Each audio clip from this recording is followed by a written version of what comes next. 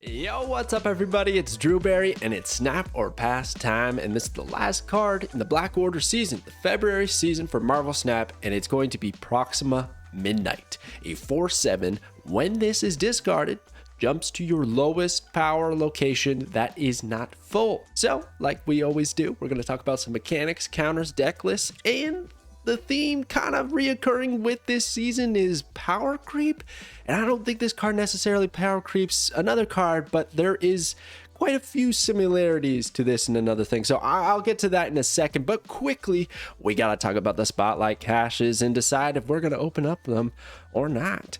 And in this case scenario, it's a bit difficult because you got MODOK, like the most integral piece to discard, in my opinion. One of the main discard cards, but he's a series 4. He only costs 3,000 tokens. So it's like one of those cards I think you could save your tokens for and use it on that rather than rolling spotlight caches for. And then the other one is Dakin, and he's not really all that strong. I think he's been cut from just about every discard or destroy list, and he's kind of niche. He can be fun and like Surfer and stuff like that. I like to play with the card, but I don't think it's necessarily strong in the current meta. And then you got Proxima herself. She's a series 5 card. She's going to cost you 6,000 tokens if you choose to not open her up in a spotlight cache. So I'm struggling, man, because look at these variants. The variants are fire. I love the MODOK. It looks hilarious. He's just shoveling food down his big gullet. And then you got Dakin here, like I don't know, that's like a really badass dark fantasy Dakin. So man, I kind of want these variants. But I don't know, you do you. If you don't own MODOK, probably go for it. If you do own MODOK, I don't know, it's a bit tough. But let's talk about the new card and decide if that one's worth it or not. Starting off with the mechanics. All right, now, so we got mechanics on deck, and I gotta say, at first I was like, oh, there's not much to this card. We've seen this in Marvel Snap before. There's nothing complicated, and all of a sudden a few things started to pop up, and there's some interesting interactions with Proxima Midnight. So first off, it says the lowest power location, but you could still be winning your lowest power location, right? So it doesn't matter if you're winning or losing. Take that out of your brain. It's probably like a crossbones mentality or anything like that. Nope, it's just going to look and say, what's the lowest power out of your 3? And I'm going to jump there. Now, let's say if there's a tie. What if 2 locations have equal amounts of low power, maybe even 0, and you only got power out 1 location? Well, it's going to be random. She's just going to fly over to whichever one she feels like it. It's not going to be based on if she creates a winning scenario for you or a losing scenario for you, like Marta would or anything like that. No, she's just swan diving into the location of her choosing. On top of that, the lowest power is calculated prior to Midnight jumping. So she's not taking into consideration her 7 power when she's looking for the lowest power location. So quick example is you have a location with 3 power, a location with 0. She's not going to say, oh, if I go to the 0, it's going to make it 7, so I'll jump to the 3. No, she's going to go jump to the 0 and make it 7, which actually I think has become one of my favorite things about this card, because you can manipulate that to a very interesting state where you skyrocket in power. I have a deck list that I'm pretty excited, or at least a combination of cards that I think is going to be very fun to experiment with. But another one that I had to ask the developers personally to see what the answer was is if you have 2 copies of Proxima in your hand and you play MODOK and it discards both of them, well, are they going to communicate with each other and like go to, I don't know, like the lowest, like there's one location that you have is 0 power. Are they both going to go there, or is it going to be one after the other? Now, you're probably thinking, well, we've seen this with like Wolverine and stuff. So I did some testing, and yes, Wolverines will jump separately, but their effect is random. So I thought maybe because this is targeting a kind of like aimed location, so to speak, I was wondering if the calculation would happen simultaneously and then they would jump one after the other. But I did get confirmation that they check independently. So you discard both of the copies in your hand. You created the copies with Moon Girl or Cloning Bats, whatever it may be. You discard them with MODOK at the same time.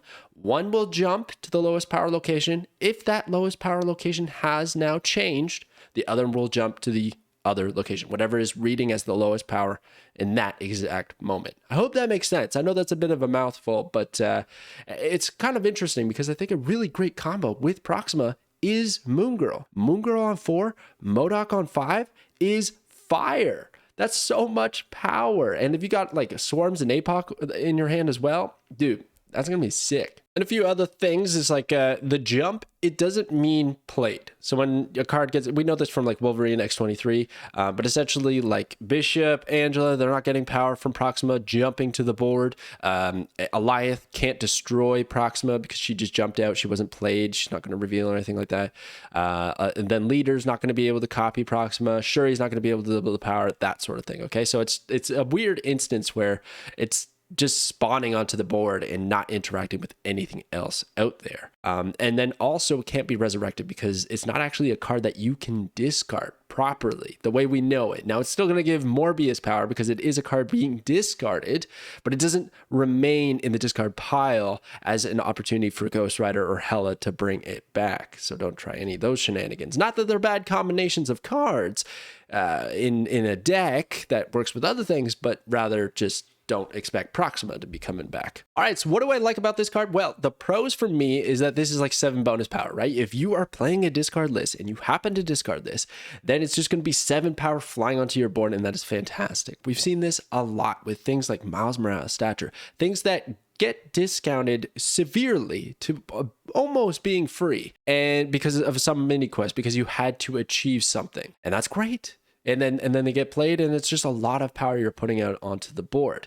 So Proxima's even better because you like discards already trying to discard things. She's completely free. You don't even have to worry about spending any energy or finding a turn to play her. You can literally do it on the final turn of the game, and she's going to jump out there. And if you want to manipulate where she lands, it's not that difficult. The lowest power is mostly in your control, but wait till we get to the counters. And then also, you know, maybe you filled up your board so that there is only one location left, and she jumps there, and then it's just great. So yeah, I like that a lot. That then she can also reach those unplayable locations. So you're gonna see, but something like, oh, I don't know, a flooded location, yeah, pretty good. Sanctum Sanctorum, these sorts of things, she can get there, which is awesome. And they're probably going to be your lowest power locations. So not only is she going to get there, she's probably going to target there, which is great. And then, of course, discard lovers. This is your month. You're getting a couple of cards, and this is the discard card. Corvus, you know, he's been found to be really good in ramp decks and some other areas, and actually not necessarily good in the discard build. Whereas Proxima's like discard through and through, right? Like this is a discard card. But that actually brings me to one of the problems I have with Midnight. And that is that I think you need MODOK to properly discard this card and get her value out of her ability. Because like other than that, she's not the lowest costing card, the highest costing card, the lowest power even with Silver Samurai. So she's in a weird spot where if she's not on the far right where I use Blade, if she, you know, maybe is my highest costing card, Lady Sif's gonna work, but probably unlikely. And then MODOK cleans it up. So the targeted discards have a hard time getting to this one. And we could go for the random shots, right? We got Corvus, Hellcow, Swordmaster, whatever else. You can go for those random shots of discarding this, but that's not very reliable. So that gets me a little bit worried. Kind of hand in hand with MODOK. And I think there's going to be a lot of times where you have this card in your hand and you're just not able to discard it. You did not draw MODOK, and it's going to feel a little bit bad. Now, you could pair this with Zabu to make it a 3/7, and you're probably totally happy playing a 3/7 with no downside. I think you'll be more than happy. It's going to be a great play. So, or just playing the 4/7 if you have to isn't too shabby. So that's a little bit mitigates that downside, but I do worry that if you're really trying to discard this, it might not happen every single match. And then going back to the free thing, I know this card is free, but there is a few underlying costs, and that is sort of like you have to draw this card, you have to draw a discard activator to actually discard it if you want it to be free. So those few conditions might make it awkward in some instances and might make this card very narrow in its application. It only fits in a discard list with a heavy amount of discarding cards. Time will tell. We'll see how it does. And then discard, I don't think this would change it to be top the meta. It just, I don't know, discard's a little bit high variance, so it doesn't quite have the consistency I find to actually stick at the top of the meta, but it's never been bad either. So it's just kind of there, and which is why it's almost one of my favorite archetypes. It's up there, like top 5 archetypes. Not that there's all that many.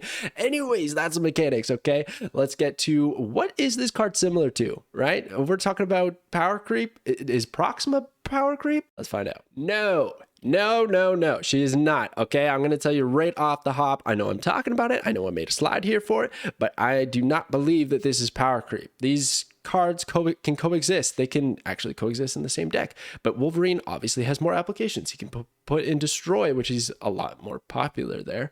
And they're just, you know, different enough. I think it's okay. But the reason a lot of people are associating these two cards together is because if you discard Wolverine, it's essentially a free card that you discard and 4 power on the board. Randomly choose this location. Proxima is a card that gets discarded and is a free 7 power, but goes to a lowest power location, which is actually easy to target. So Proxima is, in my opinion, easily better than Wolverine in a discard list. Like every single time you would prefer to discard Proxima unless Bar with No Name is out there. But you know what I'm saying? Like I think it's definitely power creep in that archetype, but these cards are different enough that it's totally fine. They can coexist in Marvel Snap. So that's my quick opinion on that. Let me know what you guys think about it. And actually, I like having them both in the deck because now we're getting more cards that want to be discarded in your hand. So there's essentially discard protection, right? These cards, they're just chilling in your hand, and it's like, oh, I hope I hit those and not my target, you know, my Hela or whatever else. So it's kind of nice to have more of these in Marvel Snap, in my opinion. But there you go. That's what I'm thinking about with Power Creep and Midnight versus Wolverine. Okay, time for the counters. Let's get to them. So for the counters, you know what? I actually don't think there's a whole lot, but junk decks seem pretty nasty. So of course Cosmo is there because Cosmo is going to stop any of the on reveals of the discarding cards, preventing you from discarding Proxima, which sucks. So Cosmo just always ends up being a counter for every card, it seems. Anyhow, but the real ones that I thought were interesting was Hobgoblin and Green Goblin. The goblins, man, because if your opponent has priority and they send over that negative power goblin, right? And then all of a sudden your lowest power location has changed. Like think about a Hobgoblin going over before you play MODOK. MODOK comes out, discards your hand. Proxima's probably going to jump to the Hobgoblin location, which is a net -1 power. It does help mitigate that Hobgoblin, no doubt, but it's probably not ideal, especially if she fills the last spot of location, because Hobgoblin's going over there and filling a spot as well. So I feel like the goblins and anything going over to your side with negative power, even Man-Thing could be nasty, to just shift the lowest power location so that Proxima jumps to an unfavorable position. Location, that's going to be a bit of a bummer. I think those could be really nasty. So the whole junk archetype, you could look at like a Nihilist combo after playing Sentry on 4, the Void going over, like that'd be so bad. So I think that's really nasty. Debris as well, filling up locations, making it, if your side of the board got filled, you probably lost the game already, but then Proxima has nowhere to jump. She's not going to be free. So, you know, and then just filling up other locations so that she jumps, but then maybe you board locked yourself on turn 5. Think about that, right? Turn 5, you're playing MODOK, and Proxima is going to jump those 2 positions. If they've been junking up your side of the board, you've probably been playing other cards. All of a sudden, you don't really have a whole lot of space to work with on turn 6. Then Leech, of course, is here because if Leech does happen to hit Proxima and you're planning on doing that MODOK turn on turn 6 or whatever big bursty play, yeah, she's just gonna get discarded and not jump anywhere. She got one. That's not so great. So Leech could be kind of nasty in that niche instance, but probably not enough to really be afraid of. And then Bar with No Name. I don't usually put locations here. I might start doing it because this one is the worst. If this pops up and you're playing a discard Proxima deck, she will lose you the game. You might as well just retreat because she's gonna go to that lowest power location, which is more than likely going to be a Bar with No Name, and give it some power, which we do not want. Anyways, that's what I got for the counters. Let's go check out the deck lists. All right, so I think it's pretty obvious what works with this card, but I got a couple of interesting ones that I was cooking up, okay? So Corvus, great, right? He discards his wife. She goes 7 power out in the board. He's going to hopefully get us some extra energy. It's all gravy. And then you got MODOK, probably the best pair with Proxima Midnight. Don't tell Corvus. But it's just so good, right? Turn 5, guaranteed discard her, and then lots of power on the board, probably set up into your strategy for turn 6. I like it. Moon Girl, sneaky one, man. You get 2 of these and then you discard them with MODOK. I think turn 4 Moon Girl, turn 5 MODOK is a fire play. I would love to see it happen. But here's the spiciest one. that I haven't heard anyone talk about. Iron Man. All right, hear me out. You slap down Iron Man on turn 5 and then you Modok on turn 6, but you leave Iron Man by himself. You know, sometimes there's always been decks where like you just play that one big card to hope you win that location. And Iron Man sometimes is so intimidating that people won't play into the Iron Man location because it's like, oh, they're probably going to get crazy amounts of power there. And what we're going to do is we're not even going to play a card there. We're just going to have Iron Man chilling at 0 power, and Proxima is going to jump there, giving us 14. That's so good. You know, like she's just going to do it for free. And let's say we got Wolverine in hand or X-23, they're going to jump over there as well. And it's going to be so great. And I think that's a really sneaky, awesome combination. And then Storm's great as well because, like I said, that flooded location, she can jump there. And it's going to be low power.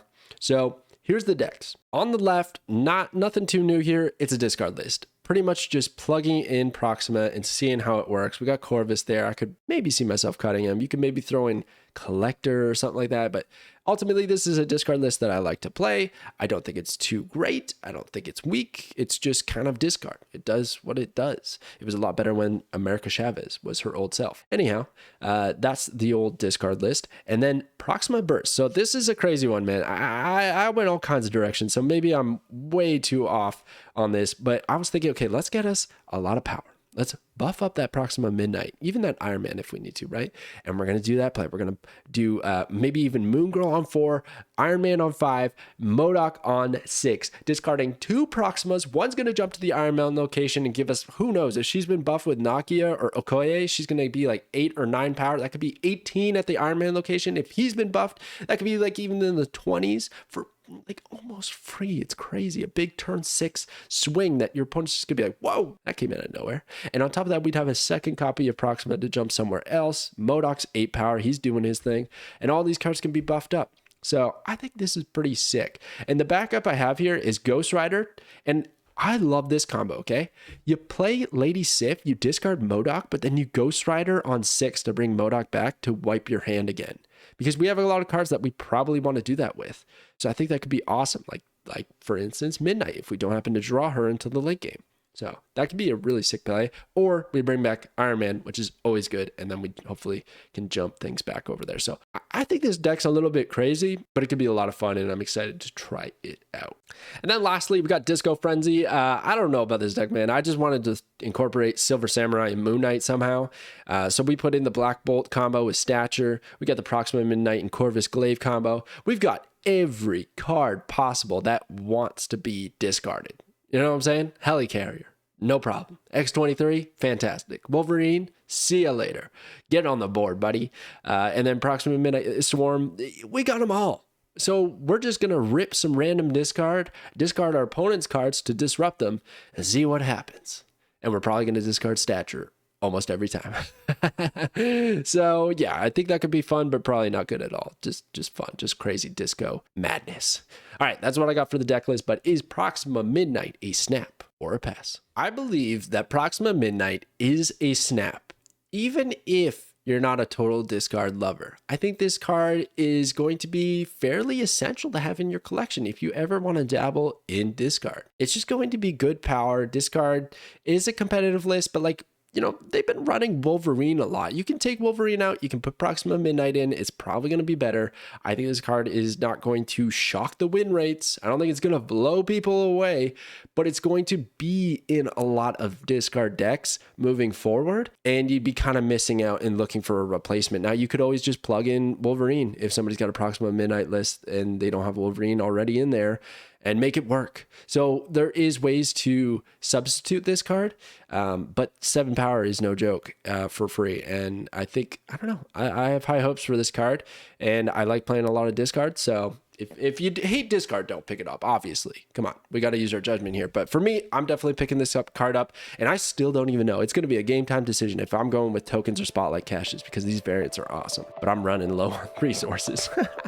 All right, thank you so much for watching, everybody. I hope you enjoyed the video, and I'll catch you guys next time.